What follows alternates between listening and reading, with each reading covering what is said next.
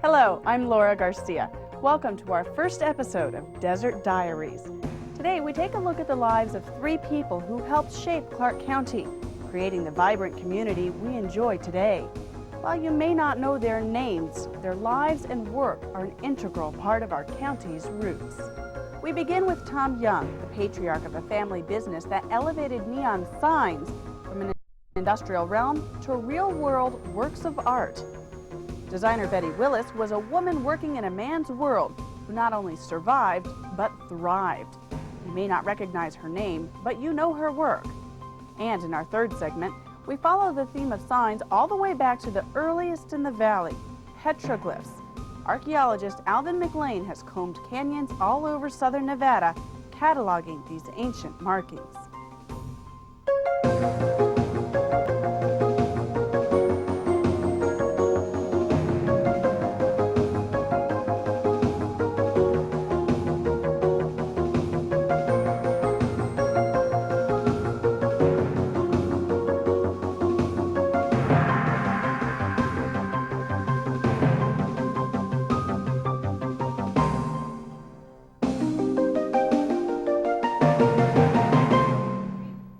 Alchemy is the centuries-old practice of mixing chemicals to try and produce gold.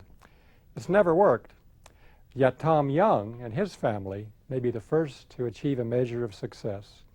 They fill a few tubes with powders and gases, zap it with electricity, and produce something almost as good as gold, neon.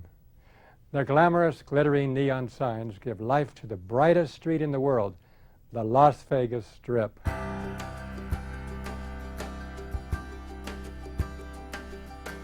Well, I would say a conservative 50% of the signs that you see today are probably products of our company. My father actually started a spectacular sign race that you see going on. Everybody wants something bigger, better, brighter, more pictorial, more animated, and he really started that.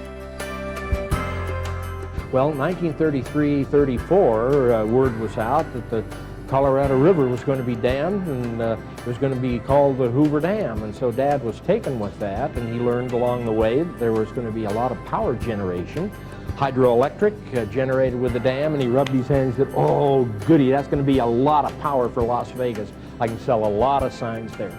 So he envisioned that, and envisioned what the power generation and the Hoover Dam would do for the market.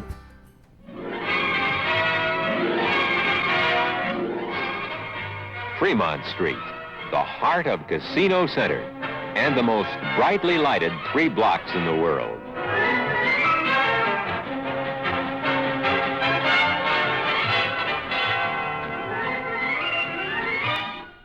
Dad was very visionary, and he saw the potential of neon, and when he would make his long sales trips down through southern Utah or out to Reno or up through Idaho, all of the places he went, he had this new thing called neon, and the market was unlimited, even though a lot of this time was during the Depression years.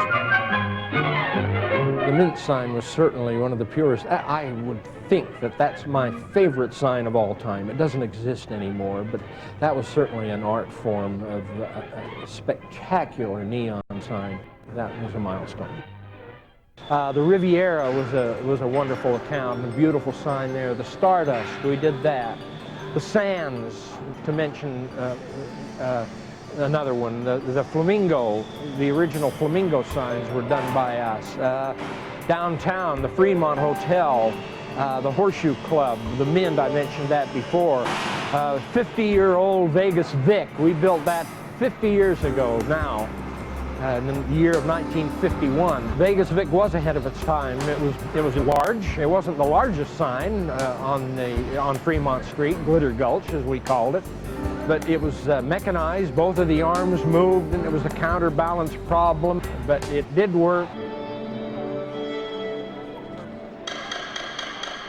The crown jewel of the signs that we've done is certainly the Fremont Experience. It's a huge sign. We did all of the lighting for that. It covers 4 city blocks in downtown Las Vegas, and is about 68 feet up over the arch, and solid light bulbs, and almost television quality of images that are placed on that sign every night. Yesco did it. We did it. We came up with it. Well, we were the first, and that is the world's largest light display, without question. Well, believe it or not, all of these colors you see behind me come from two basic colors: red, neon, and blue, which is a combination of helium, argon, and krypton in a vacuum tube. Neon and helium, krypton, and argon are rare gases that are less than 1% of the atmosphere, the air that we're breathing here and now, and they're extracted from the atmosphere and put into a vacuum tube, an electrode on each end of the tube, and a charge, high voltage, 25,000, well, less than that, probably 12,000 volts, put through the tube, and the molecules are activated, and it illuminates. And the colors, the myriad of colors that you see behind me here are achieved with colored glass and different colors of fluorescent powders inside of the tubing. But the two basic colors are red and blue, and you can see the wonderful array of colors. So it's easy to sell because you can sell virtually anything with that variety of colors. Well, it was used mostly for commercial use, commercial businesses, retail business is what I'm trying to say. But there were artistic applications to it, like, we may call it a bullnose or a rounded edge of a sign, or a sunburst and other designs, and pictorial work done in neon, and all of that was acceptable in the business and very easy to sell because it was so adaptable to do whatever you wanted. It could animate. That means it would move by changing the flashing sequence and the different circuits on the sign. Neon just had tremendous potential, and Dad saw all of that. And I knew right from day one what I wanted to do for my life's livelihood, and that's why I followed it, because I loved it so. Well, a real job. I was in junior high school. I was about 14 years old, and I said, Dad, can I get a job at the company? I need to earn some money. And he was anxious to have me learn the value of a dollar and the value of hard work. So he took me down to the shop, introduced me to my supervisor, who was an elderly gentleman who knew a lot about the sign business. And he said, okay, yes, I've got something for your son to do, Mr. Young. Here's a dustpan, here's a broom, start sweeping. And that's how I started. About 1953, my father's health was failing him, and he began to hand stuff over to me, and he never said to me, Tom, you got to take over, but it was just one letter at a time, one envelope at a time, and gradually I got into it, and I recognized there was a real need to have some corporate leadership, so I got into it. But as far as the sign making was concerned, we were building big signs in Las Vegas by then. Big signs were really all over our territory, wherever we operated. At our operation in Las Vegas, we have about 450 employees who are gainfully employed, and as you see behind me, there's a lot of hustle and bustle going on. Their main aim is to get the sign produced and get it out there. We can come in and design a sign from scratch, working with the architect and the owners. We like to deal with the chief guy, head of a company, because that's where the rubber meets the road. We design it, then we manufacture it, we install it, and then we even finance it. Competitors look at us and they shake their heads and they say, how do you do it? And we just say, we grew up with it. And that's the name of the game, and that's what we do better than anything else. Well, these units you see behind me are LED, light-emitting diode message center panels, pictorial. They're almost television quality. They are capable of producing many, many colors, almost an unlimited number of colors and shades of color. The animation is only as limited as our imagination, and they are really the wave of the future. Over the years, I've watched it evolve from neon, which is a very good medium to work in because it would animate, but it would not give us a variation of messages like electric light bulbs would do, operated through computer matrix, as you see behind me on these panels. So it's evolved from that into these LED units, but this is the latest state-of-the-art that we're looking at here. It's another way to utilize neon as another part of the component of an electric display. And so this is just one more step up the ladder to, I don't know where it will all end, but it's another step up the ladder and another wonderful medium for us to deal with. It's been a family business from day one, and we hope that it'll continue for at least another 100 years. Our family has grown and prospered with Clark County, and we're very happy to have been a part, and still happy to be a part of Clark County. So this is very much our home.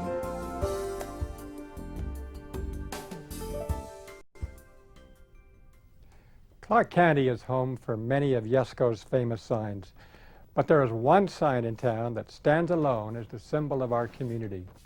It is an inspired work of art by this woman, Betty Willis. She combined silver dollar shapes with cut corners and chasing lights to create an avant-garde sign that to this day still guards the entrance to the Strip. Here now, in her own words, is Betty Willis, the woman behind the world-famous Welcome to Las Vegas sign.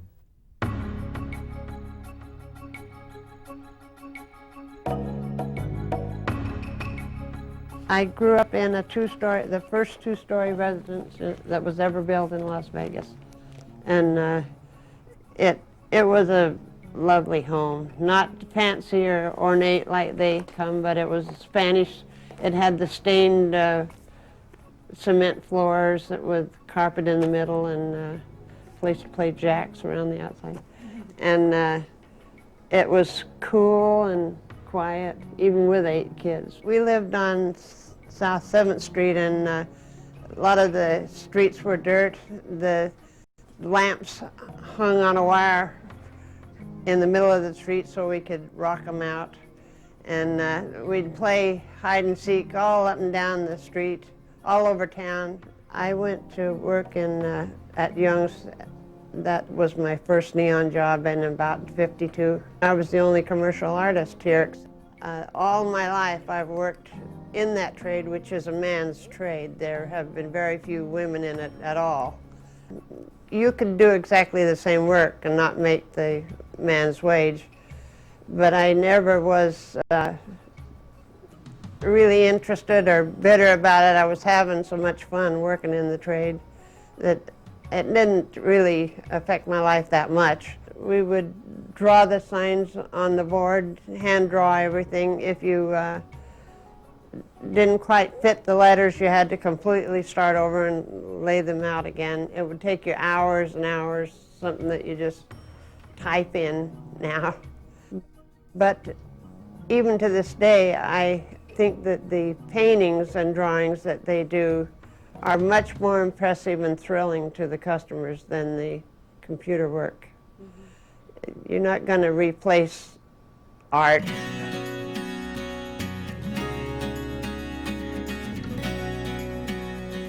I was working at Western Neon when I designed it, and that was my second job in the sign business, a small business owned by 3 men. And they had a salesman named Ted Rogish who contacted the county, and the county purchased the sign. They wanted it to be something that would identify Las Vegas and be as exciting and welcoming as they could get. So we put flashing lights and flashing neon and the chasing lights, everything we could to put action on it, and then designed a shape that was unusual at that time. The whole theme of the sign for the county was supposed to be welcoming people and making them feel welcome. So at the back we put drive safely and come back soon. This is my scrapbook.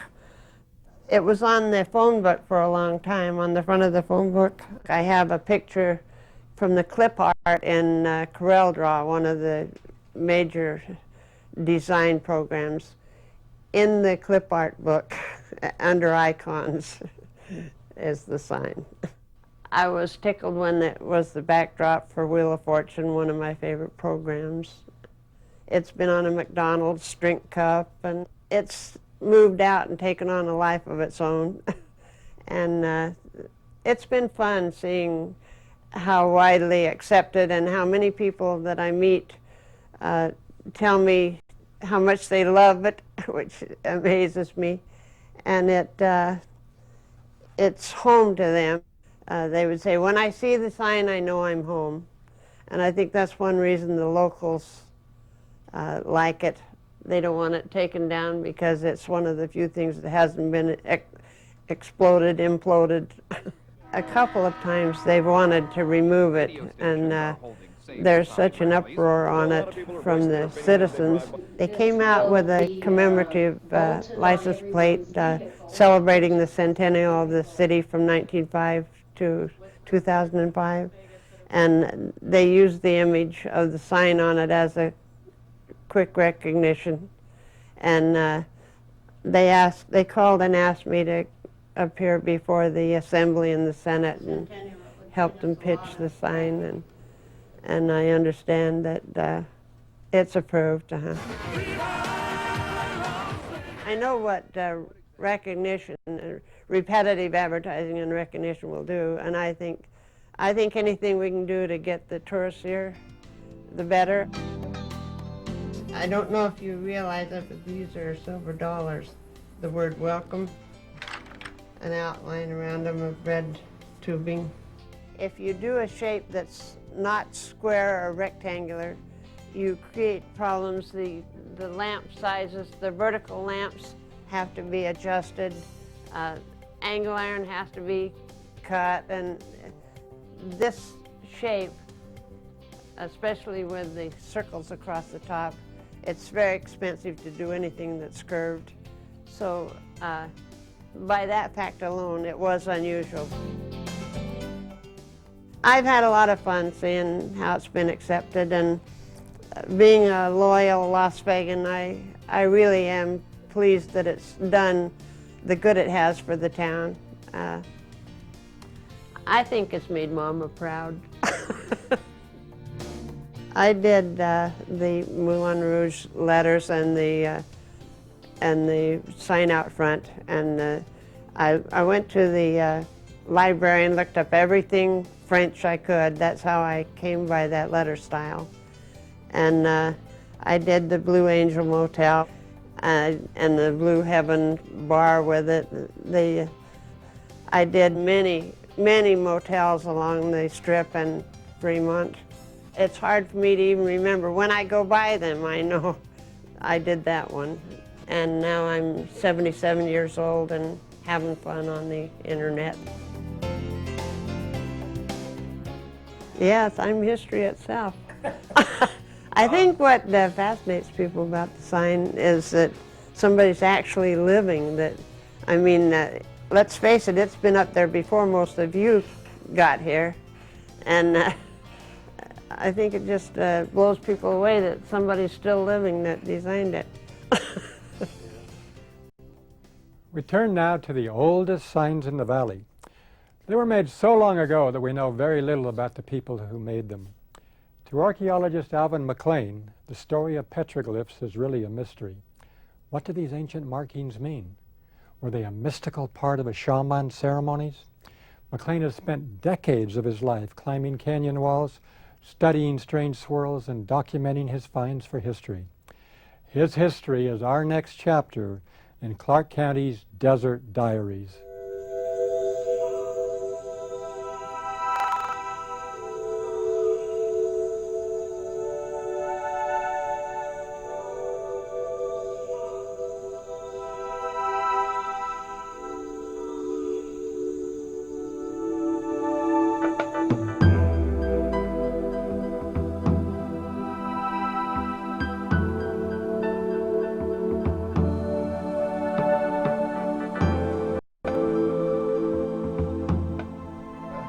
I think it was about that period, about 20 years ago, when I really got really interested in recording the petroglyphs and the pictographs, that, well, I ought to spend my time doing something that may benefit mankind. And so this is why I now almost every time I go out, I like to do something And then one of them is recording petroglyphs for, well, I guess I could call it maybe an overused word, posterity. Actually, the worst vandalism, or I mean the worst deterioration of petroglyphs is through human vandalism. And I was noticing up in around the Reno area where I live how Reno was being developed, and I remember some petroglyphs I didn't record, and I said, well, if I don't get these recorded, they're going to be under a housing development. So I decided, so this is what really got me interested in getting these recorded and photographed in the locations and the environment that they're situated in. The reason I'm restricting my research to Nevada is there's very few people that are really researching the petroglyphs in Nevada. For Clark County down here, I'm sure it's been over 100 sites that I've recorded. Well, now we know in my computer I've got over 1,000 petroglyphs in Nevada, so there's a lot more. And then there's a lot more here than what we really visualized. Come here, don't get too far ahead. Well, let's go find a petroglyph. My companion, he has probably seen almost as many petroglyphs as I have the last 12 years. I was really pretty good shape because I would get out all the time climbing, rock climbing, mountaineering, cave exploring. And we went out on a cave exploring trip, and people gave me the nickname Goat, because when they wondered where I was always way ahead off in the distance ahead of everybody else hiking. So it was kind of funny. And over the years, I've had several different nicknames. Like one of them would be Goat, another one would be You're Crazy for what you're doing. So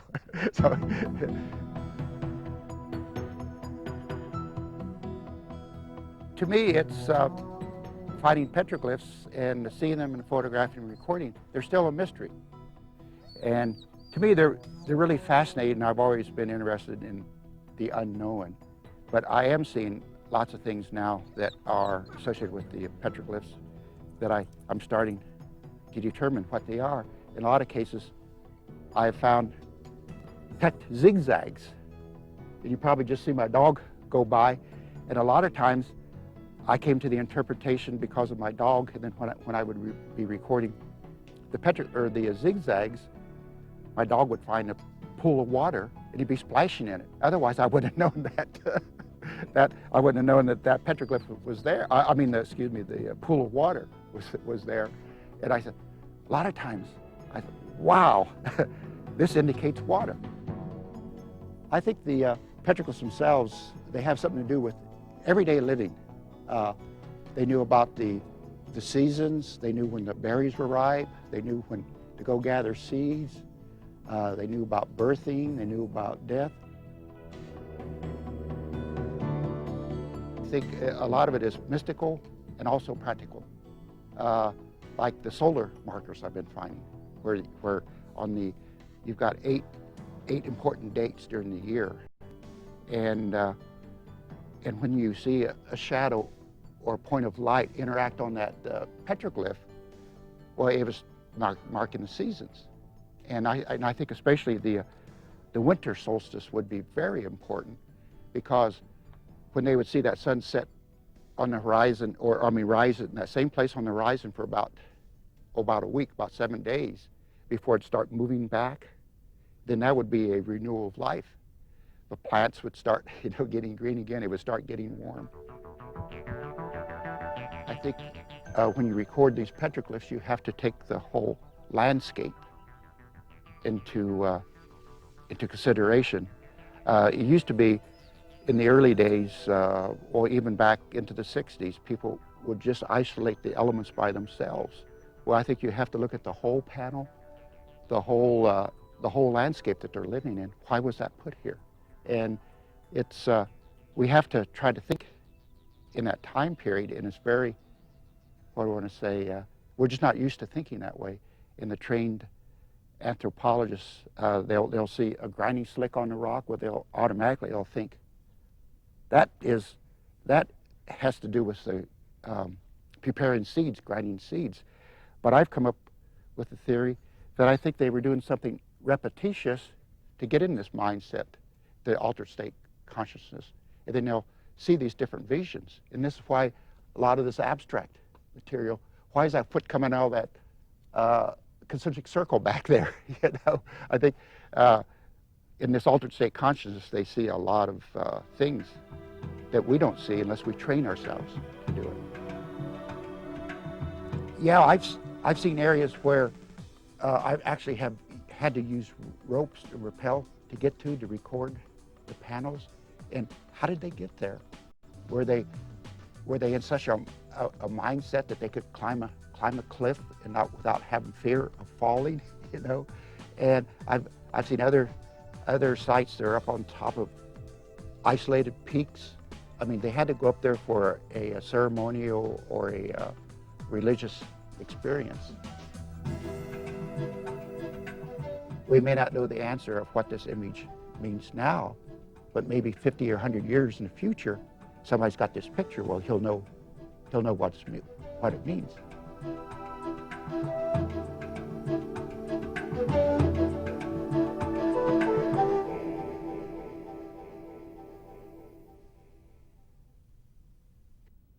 Remember, the biographies we bring you are a part of your county's proud past, but Clark County's future is up to you. Thanks for watching. I'm Laura Garcia.